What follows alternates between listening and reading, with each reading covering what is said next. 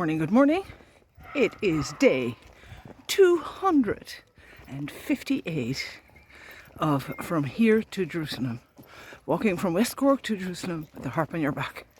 We're in Serbia and today I'm heading for Sonta. The actual route would go a bit further. There's two possible routes, one along the Duna, which would be my preferred one, and the other one along the road, which we were travelling yesterday. It's gonna be the latter. It's been raining last night and there is absolutely nowhere to stay along the Duna stretch, the Dona stretch. So Sonta, here we come. I found on Google Maps, I found a co-living space that opened a few years ago. They've been working on attracting people for longer periods of time. I thought I'd chance my arm, write them a missive, and I did. And they went like, "Ooh, we don't do tourists, we don't do short-term stays. We're actually not open, but we'll make an exception for you." So originally I was going to meet the lady this morning for coffee because she was going into Apatin. Hello. And she's not.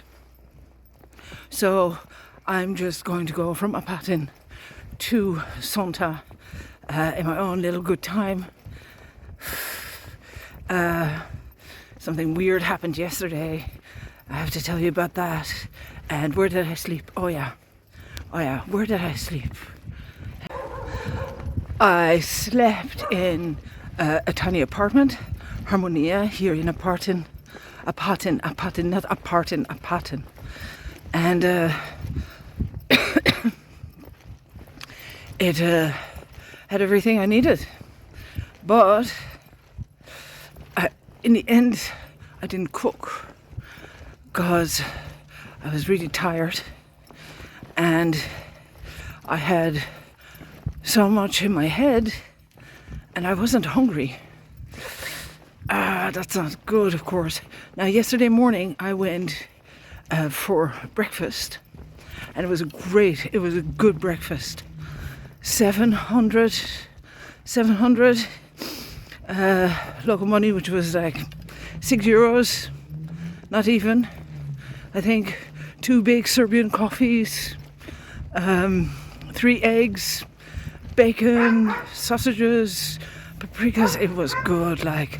So I think I'm gonna go try and find something like that. The Serbian coffee is good. It's basically Turkish coffee, but a big mug of it without all the sugary stuff, which is perfect for somebody like me. So now here in front is so that's a museum. The church, the building next to the church is German, about the how do you call that again? You can see it here. And of course the German population got diminished after the First and Second World War because of people being sent out to the gulags after the Second World War, for sure, and people moving into more German territories. Yeah, the apartment was lovely. I was really tired, so I didn't do anything really. Now, yeah, so the Danube Germans Museum, that's where it is.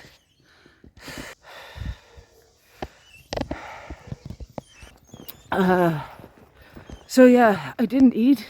I should eat so, because otherwise I'm going to have another episode.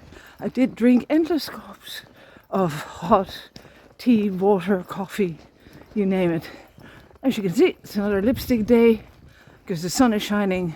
The heat wave that is coming over Europe, not over Ireland though, as I understand it, but over Europe, is also here.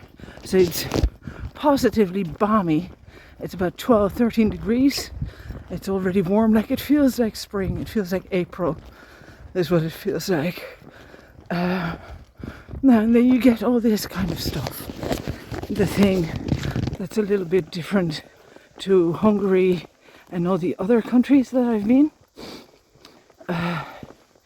Here we have a little doggo, and he's doing his own little rounds, and he doesn't have a collar, so he's just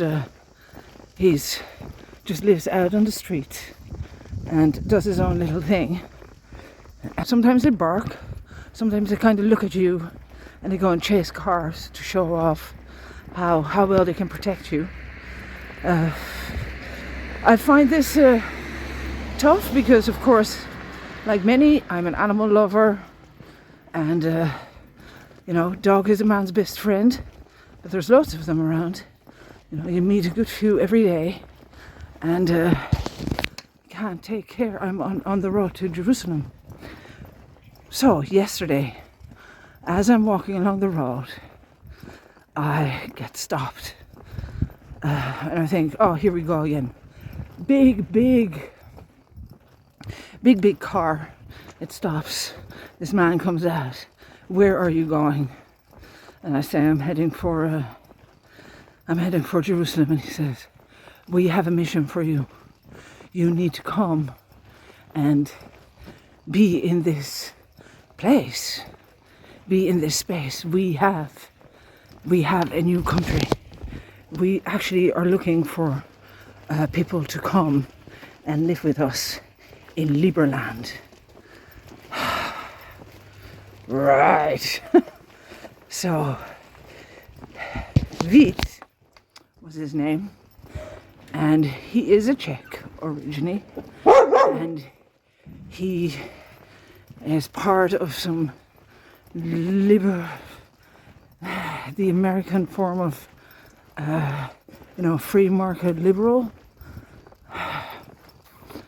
who has started Liberland on a tiny nugget of disputed land between Croatia and Serbia. There's two guys living there. They gave me a fancy brochure, and they have representatives in every country.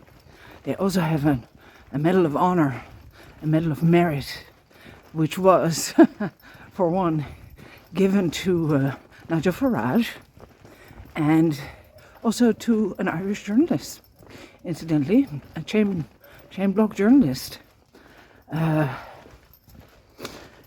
speaking up for women's rights. I haven't had time to read any of her work yet, but I can only guess. So he founded this country. He and his wife are the president, and the vice president, she is the wife.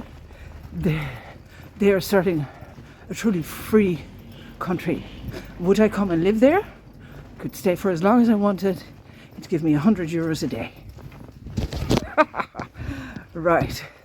So I took the brochure, shook their hands, had a photo taken with them, and I should really have asked why he's not living there, of course, if you are going to be president of a country. But I had never heard of this. Look it up, like.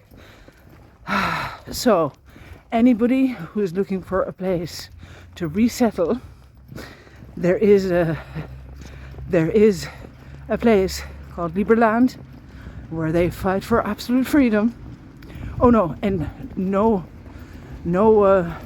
violence at all. They're against violence, which is probably the best thing about them. It's easy to access if you are a European Union citizen, and they're looking to build the third smallest nation in the world. There you go.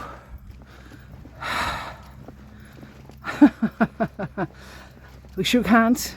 I walked on, and I read through the brochure, read some of the articles. It really is disputed land.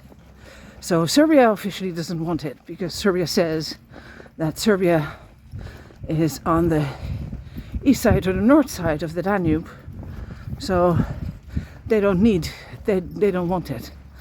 Croatia has a claim to it, but I don't understand exactly why they're not claiming it if Serbia is not really interested. But if you look at the border lines in this area, they're very confused, and they have been confused for a long, long time. Ever since the war, I suppose. Ever since the Second World War.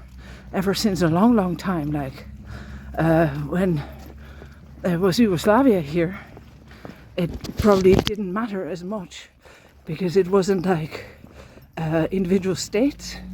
But now they're individual states, so that might be a little bit different.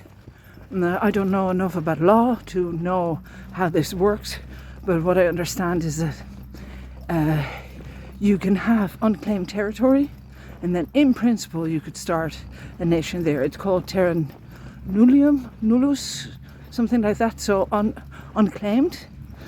But we've seen that in the United States. What is unclaimed?